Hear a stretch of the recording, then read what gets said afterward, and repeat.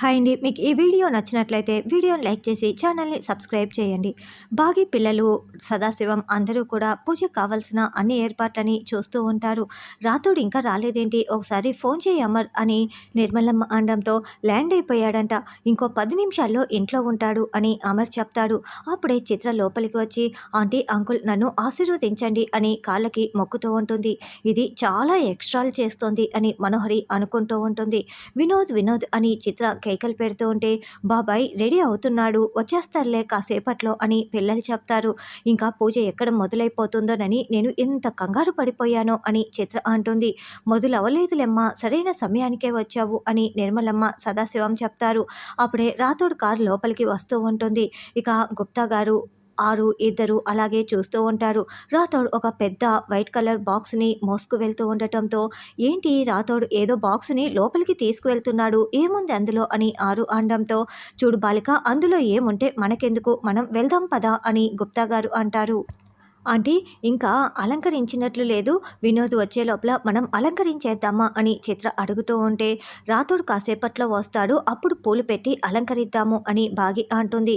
అసలు రాతోడు రావటానికి పూలు పెట్టి అలంకరించడానికి ఏంటి సంబంధం అని మనోహరి అంటూ ఉంటే అప్పుడే రాతోడు ఆ పెద్ద బాక్స్ని మోసుకు వస్తూ లోపలికి వస్తాడు. అదుగో రాతోడు వస్తున్నాడు అని బాగి అంటుంది.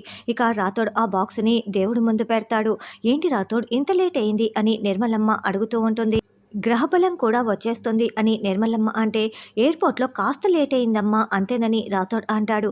ఎయిర్పోర్ట్ ఏంటి, రాథోడ్ ఎక్కడికైనా వెళ్ళాడా అని మనోహరి అంటుంది. అవును, కొడైకెనాల్ వెళ్ళాడు పొద్దున్నే అని బాగి చెప్తుంది. అవునా, ఎందుకు అని మనోహరి చాలా షాకింగ్గా అడుగుతూ ఉంటుంది. అప్పుడే బాగి రాథోడ్ ఆ వైట్ బాక్స్ని ఓపెన్ చేసి అందులో నుండి నీల కురించి పూల గుత్తిని బాగి బయటికి తీస్తుంది. ఇవి నీల కురించి పూలు అని బాగి చెప్తూ ఉంటుంది. అంతకుముందు ఆరుకి కొడైకెనాల్లో పూజారి గారు నీల కురించి పూల గురించి చెప్పి ఉంటారు. అమర్ అది గుర్తు చేసుకుంటూ ఉంటాడు. ఏంటి, ఈ పూల కోసం కొడైకెనాల్ వరకు వెళ్ళాలా అని చిత్ర చాలా షాకింగ్గా అడుగుతూ ఉంటే ఇవి చాలా విశిష్టమైన పూలు, ఎక్కడ పడితే అక్కడ దొరకవు, కొడైకెనాల్లో ఉన్న అడవుల్లో మాత్రమే దొరుకుతాయి. ఈ పూలతో శివుడికి పూజ చేయాలని ఆశపడింది, కానీ కుదరలేదు. అందుకే ఈ పౌర్ణమికి ఈ పూలతో పూజ చేస్తున్నారు అని అమర్ చెప్తాడు. చనిపోయిన భార్య గురించి ఆలోచిస్తూ కష్టపడి ఈ పూలను తెప్పించి పూజ చేయిస్తున్నారు చూడండి, మీ ప్రేమ చాలా గొప్పది అమర్ గారు అని చిత్ర అంటే ఆ పూల గురించి చెప్పింది అమర్ అయినా కూడా ఆ పూలని కష్టపడి కొడైకెనాల్కి ఫోన్ చేసి మరీ తెప్పించింది మాత్రం మా కోడలు బాగి అమ్మ అని సదాశివం చెప్తాడు. మా కోడలు బాగి ఈ ఇంటి కోసం ఎంత కష్టమైనా భరిస్తుంది, మా కోడలు బాగి ఈ ఇంట్లో అడుగు పెట్టిన తర్వాతే నవ్వులు వినిపిస్తున్నాయి అని నిర్మలమ్మ చెప్తుంది.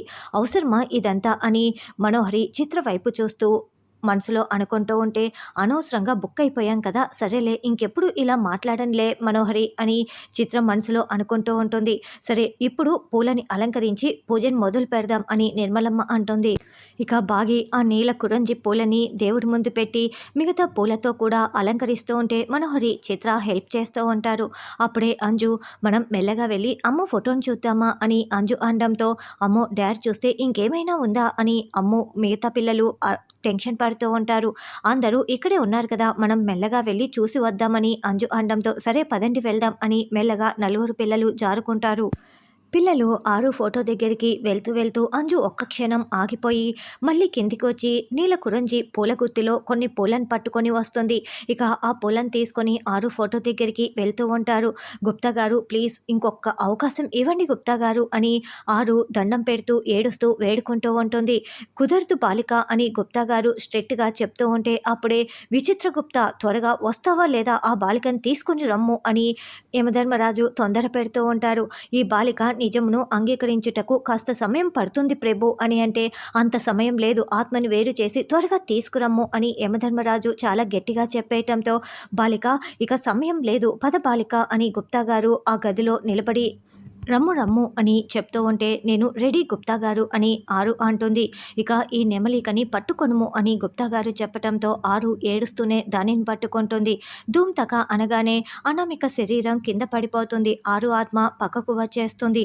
ఇక అనామిక స్పృహ కోల్పోయి ఉండటంతో అనామిక అనామిక అని పిలుస్తూ ఉంటుంది. విచిత్ర త్వరగా ఆ ఆత్మను తీసుకొని రమ్ము అని యమధర్మరాజు పిలుస్తూ ఉంటాడు. లేదు గుప్తా గారు, అనామిక స్పృహలోకి రానివ్వండి, అప్పుడు వెళ్దాము అని అంటే, అంత సమయం లేదు గుప్తా, తీసుకురమ్ము అని యమధర్మరాజు అరుస్తూ ఉంటారు. ప్లీజ్ గుప్తా గారు ప్లీజ్ అని ఆరు అనామిక అనామిక అని పిలుస్తూ ఉంటుంది. ఈ లోపల అనామిక మెలకువలోకి వచ్చేసి చుట్టూ చూసుకుంటూ ఉంటుంది. ఇక అనామిక స్పృహలోకి వచ్చి, ఇదేంటి, నేను ఎక్కడ ఉన్నాను? నేను అమర్ సార్ ఇంట్లో కేర్ టేకర్గా ఉండాలి కదా, ఇదేం ప్లేసు, నేను అక్కడి నుంచి ఇక్కడికి ఎలా వచ్చాను? నన్ను జాబ్లో నుంచి తీసేసారా ఏంటి అని అనామిక అనుకుంటూ ఉంటే, అయ్యో లేదు అని ఆరు అనుకుంటూ ఉంటుంది. ఇప్పుడు నేను ఎక్కడికి వెళ్ళాలి? వదిన్ దగ్గరికి వెళ్తే తిడుతుంది, అన్నయ్య దగ్గరికి వెళ్తే ప్రశ్నలు అడుగుతాడు, ఇప్పుడు నేనేం చేయాలి? రమ్య ఇంటికి వెళ్తే బెటర్ అని అనామిక అక్కడి నుంచి వెళ్ళిపోతుంది. ఇక అనామిక అలా వెళ్తా ఉంటే ఆరు అలా చూస్తూ ఉంటుంది. బాలిక, ఆ బాలిక కూడా వెళ్ళిపోయినది, మనం వెళ్ళిపోవాలి రమ్ము అని గుప్తా గారు అంటుంటే, ప్లీజ్ గుప్తా గారు ఒక్కసారి మా ఇంటికి వెళ్దాము అని ఆరు అంటే, కుదరదు బాలిక, మా ప్రభువుల వారు ఇప్పటికే ఆగ్రహంగా ఉన్నారు అని గుప్తా గారు చెప్పటంతో, సరే గుప్తా గారు వెళ్దామని ఆరు అంటుంది. దాంతో గుప్తా గారు కళ్ళు మూసుకొని ధూమ్ తక అని మంత్రం వేసేస్తాడు. అయితే ఆరు ఆత్మ అక్కడే ఉండిపోతుంది. గుప్తా గారు మాత్రమే ఆకాశంలోకి వెళ్తారు.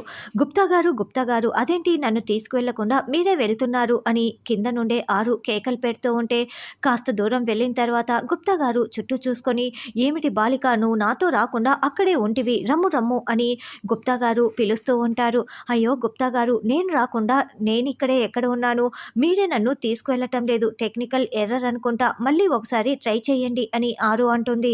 అప్పుడే యమధర్మరాజు గుప్తా అని కేకలు పెడుతూ ఉంటే, ప్రభు, నా అంగుళీకం కూడా నా దగ్గరే ఉన్నది, అయినా కూడా ఆ బాలిక నాతో పాటి రాలేదు, ఏదైనా తప్పు జరిగినదా అని చెప్పుం ప్రభు అని గుప్తా యమధర్మరాజుని అడుగుతూ ఉంటే, గుప్తా గారు ఏదైనా చెప్పండి, యమధర్మరాజు గారు ఏం మాట్లాడుతున్నారో అదైనా చెప్పండి అని కింది నుండి ఆరు కేకలు పెడుతూ ఉంటుంది. ఏం జరిగింది ప్రభు, చెప్పుము అని గుప్తా గారు అడుగుతూ ఉంటే, అంతకు ముందుగానే అంజు నీల కురించి పూలని తీసుకువచ్చి, అమ్మ ఈ పూలు నీకు చాలా ఇష్టం అంట కదా, శివుడికి పూజ చేద్దాం అనుకున్నావంట కదా అని ఫోటో ముందు పెడుతుంది. గుప్తా ఆ నీల కురంజి పూలని పరమేశ్వరుడికి అర్పించటం వల్ల, ఆ పిల్ల పిచ్చుకలు ఆ బాలిక ఫోటో ముందు ఆ పువ్వులని పెట్టడం వల్ల మనం ఆత్మని తీసుకురాలేకపోతున్నాము. ఆ పూలని ఆ బాలిక అస్థికల ముందు పెట్టిన కారణంగా ఆ పూలు జీవం కోల్పోయేంత వరకు కూడా మనం ఆత్మని తీసుకురాలేము అని యమధర్మరాజు చెప్పటంతో గుప్తా గారు ఏడుస్తూ ఉంటారు. గుప్తా గారు ఎందుకు ఏడుస్తున్నారు, రాజుగారు ఏం చెప్పారో సైగలతోనైనా చెప్పండి అని ఆరు అడుగుతూ ఉంటుంది. ఆ పుష్పాలు జీవం కోల్పోవటానికి 18 దినములు పట్టును అని యమధర్మరాజు చెప్తాడు. అర్థమైంది ప్రభు, ఈ 18 దినములు నేను భూలోకంనే ఉండి ఆ బాలికని తర్వాత తీసుకురావలను, అంతే కదా అని గుప్తా గారు చెప్పటంతో అవునని యమధర్మరాజు చెప్తారు. ఇక గుప్తా గారు ఏడుస్తూ మళ్ళీ ఆరు దగ్గర ప్రత్యక్షమైపోతారు. ఏంటి గుప్తా గారు, మీరు తిరిగి వచ్చేశారు, చెప్పండి గుప్తా గారు, రాజుగారు ఏం చెప్పారు, నా స్టే ఇక్కడ ఎక్స్టెండ్ అయిపోయిందా, చెప్పండి గుప్తా గారు అని ఆరు అడగటంతో అవునని గుప్తా గారు ఏడుస్తూ తల ఊకొడుతూ ఉంటాడు. దాంతో ఆరు, అరే నేను ఇక్కడే ఉండిపోతున్నానా, నాకు చాలా సంతోషంగా ఉంది అని ఆరు చప్పట్లు కొడుతూ ఉంటుంది.